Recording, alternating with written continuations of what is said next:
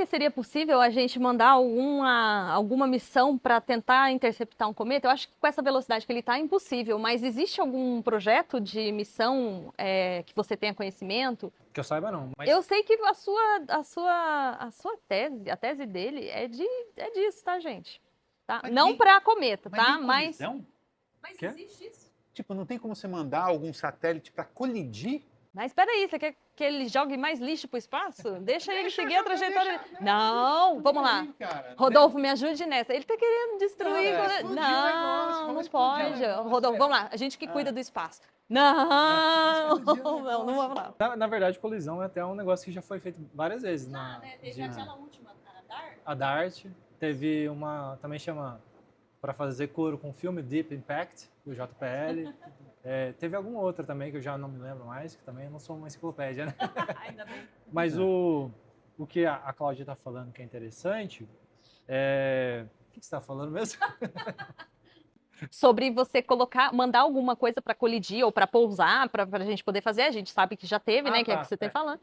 Mas o risco disso também. Não, não dá para dar uma resposta fechada, por isso que você tem que parar e fazer uma análise de emissão. Então, são muitas variáveis que a gente pode tentar, né? Como é uma órbita hiperbólica, ele tem uma tendência a ter uma velocidade muito alta. Então, você vai ter que, se você quer fazer uma sonda pousar nele, coletar a amostra bonitinho, você vai ter que fazer o que a gente chama uma manobra de rendezvous, que é basicamente fazer um match, fazer um igualamento da velocidade da espaçonave com a velocidade do cometa.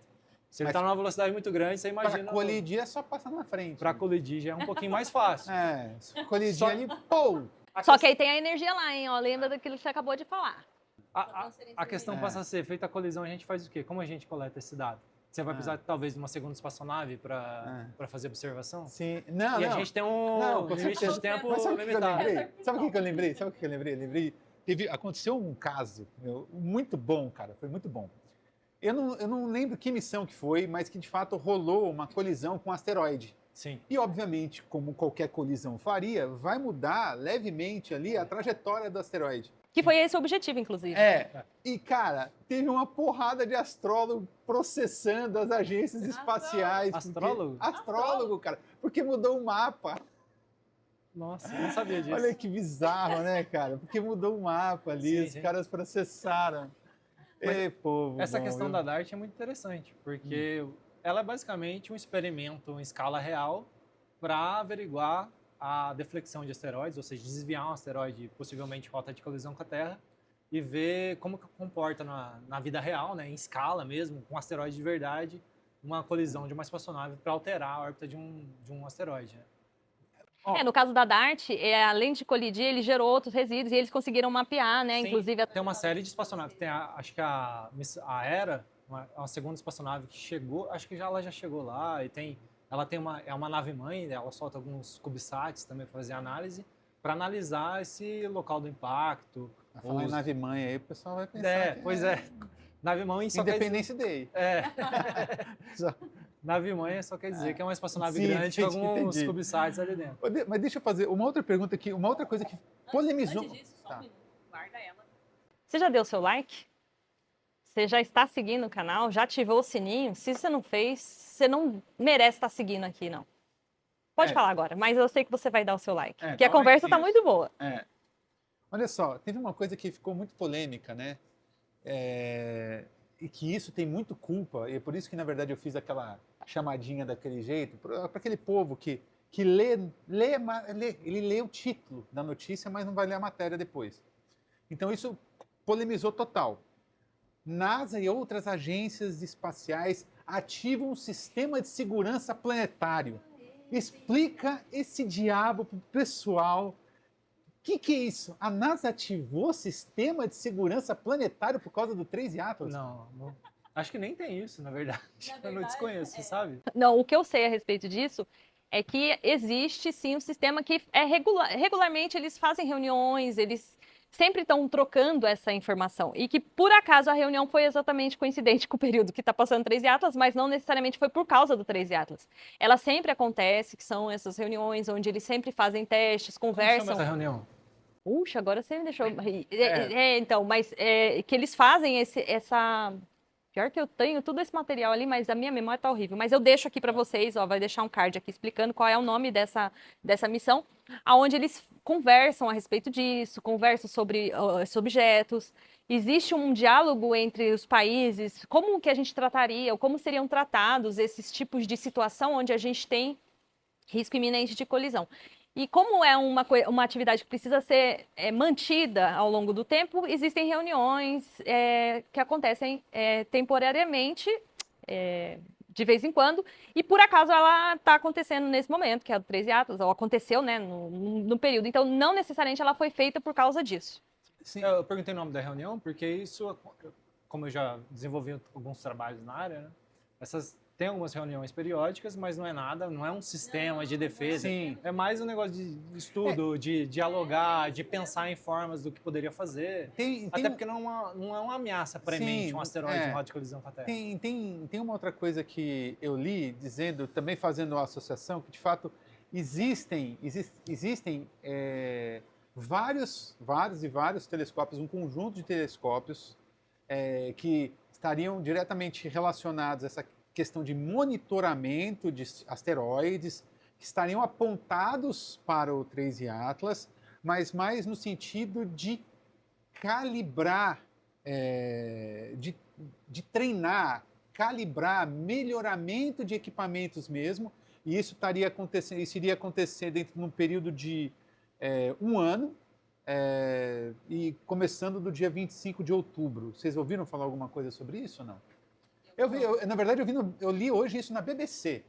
Isso aí me pareceu que faria algum sentido. E tem muita gente que está associando esse fato desses telescópios que eles nos servem para monitoramento de asteroides estarem apontados para o 13 Atlas, muita gente associou com esse tal sistema de segurança, mas nada a ver, né, no fim das Não, contas. você sabe não. Na verdade, todos os no caminho pelo qual esse cometa vai passar, todos os tipos de instrumentos que puderem estar observando, eles estão tentando realocar para observar, mas não é porque ele é uma ameaça, né? É porque é interessante, gente. Você imagina, é o terceiro objeto interestelar entrando aqui, passando e ele vai embora e não vai voltar. Porque ele não tem a órbita presa, né? Que nem ele explicou, não é extremamente elíptica, é hiperbólica. Ele vai embora e a gente nunca mais vai ver ele. Além disso, pelo que eu estou entendendo, é extremamente desafiador fazer Desafiador, medidas. com a velocidade que ele está, é uma por conta da velocidade nunca vista. dele, enfim, perturbações que podem acontecer no correr da trajetória. Mas você sabe que isso que a gente está falando sobre missões para prevenção de, sei lá, para interceptação de algum objeto, é uma coisa que sim, tem sido estudada assim, tá? Inclusive, até com relação à cometa, tá? É que ainda é um projeto que deve sair mais para frente aí, eu li alguma coisa a respeito disso.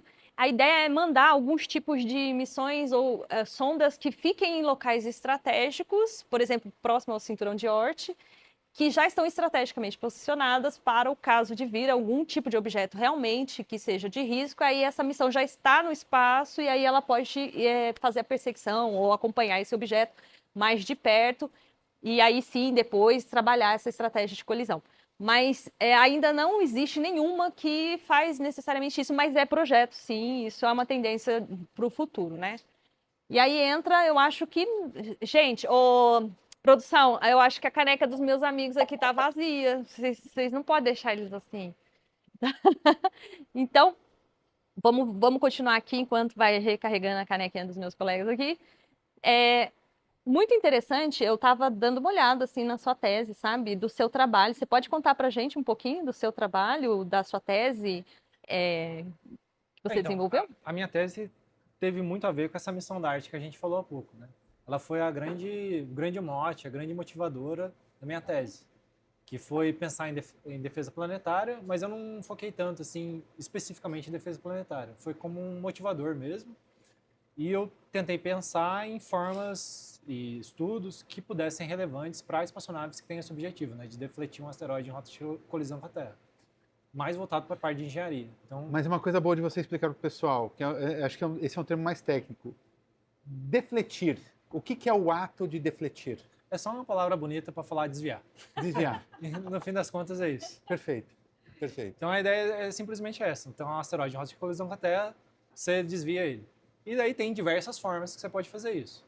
A mais simples e que já foi testada, né, a missão DART, foi testada em 2022, é simplesmente pegar uma espaçonave, se ela puder ser bastante massiva ou ser bastante grande, bastante, a gente fala coloquialmente, pesada, ela colidir com esse asteroide e, terceira lei de Newton, conservação do momento, transferir esse momento para o asteroide, desviar levemente a órbita dele e sair da rota de colisão com a Terra. Uma coisa que eu fico pensando esses asteroides, eles são monstruosos, eles são gigantes, né? Mas eu fico pensando aqui no quão, ainda assim, é ciência de precisão.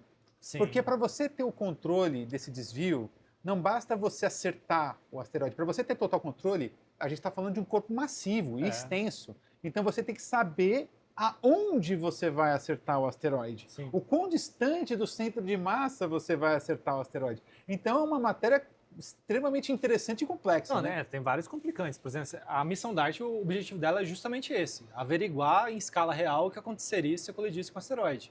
Porque até então eles teriam feito experimentos na Terra, né, em laboratório, mas não se compara fazer um experimento no laboratório, por mais que você tente controlar o máximo possível as variáveis, é completamente diferente. Você pegar uma espaçonave de 1 tonelada e colidir com um asteroide de milhares, aliás, mais de milhões, número enorme de massa. É, uma massa gigantesca, mas talvez a massa a gente não tenha em mente, mas velocidade desses asteroides, assim, existe um intervalo?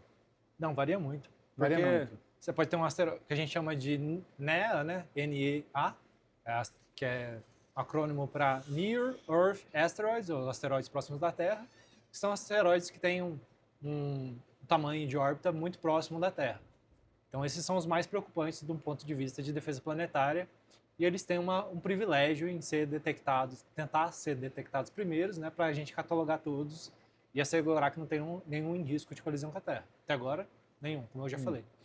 Mas você tem outros asteroides, tem, por exemplo, os asteroides troianos de Júpiter, você tem outros asteroides pelo sistema solar, tem o cinturão de asteroides, e nunca se sabe, né, alguma perturbação pode acontecer, um sistema bastante complexo, e algum ser levemente desviado, entrar numa trajetória que, em alguns dezenas de milhares de anos ou milhões de anos, entrar em rota de colisão.